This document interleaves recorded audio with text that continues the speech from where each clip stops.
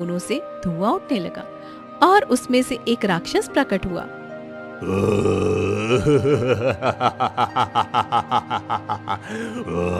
मूर्ख राजा विजय, क्या तुझे लगा कि नीली घाटी के विचित्र जादुई पीले पुष्प को अपनी बेटी के शरीर पर छुआ कर उसे ठीक कर देगा?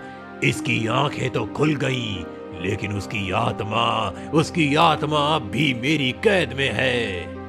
तू कौन है तू? मैं हूँ राक्षस, उसी वृक्ष का स्वामी जहाँ से तेरी पुत्री ने फल तोड़ा था। वर्षों से मेरी आत्मा उस वृक्ष से जुड़ी हुई है।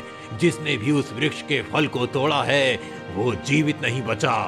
2 दिन बाद अमावस्या है, तब इस पुष्प की शक्ति छिन जाएगी और उस रात मैं तेरे ही सामने तेरी बेटी को समाप्त कर दूंगा।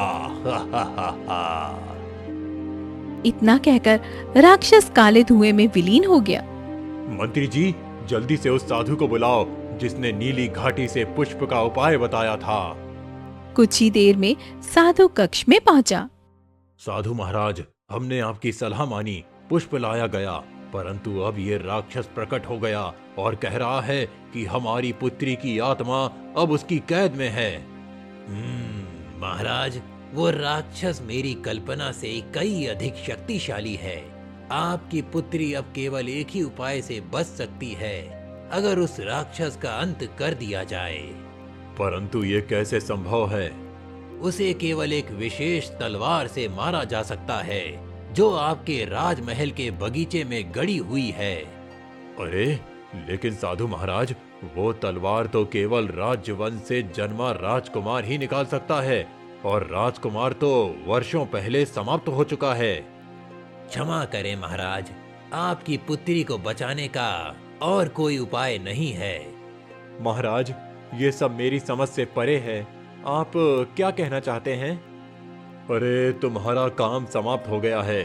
सैनिकों, इसे बंदी बनाओ और कारागार में डाल दो। ले जाओ इसे।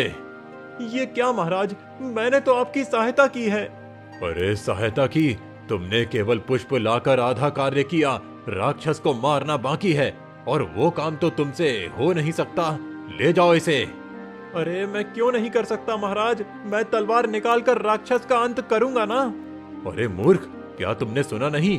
वो तलवार केवल राजवंश में जन्मे राजकुमार द्वारा ही निकाली जा सकती है, और अब वो जीवित नहीं है, समझे? अकल के अंधे कहीं के। राजा विजय के आदेश पर अर्जुन को बंदी बनाकर कारागार में डाल दिया गया। अर्जुन अंधेरे में बैठा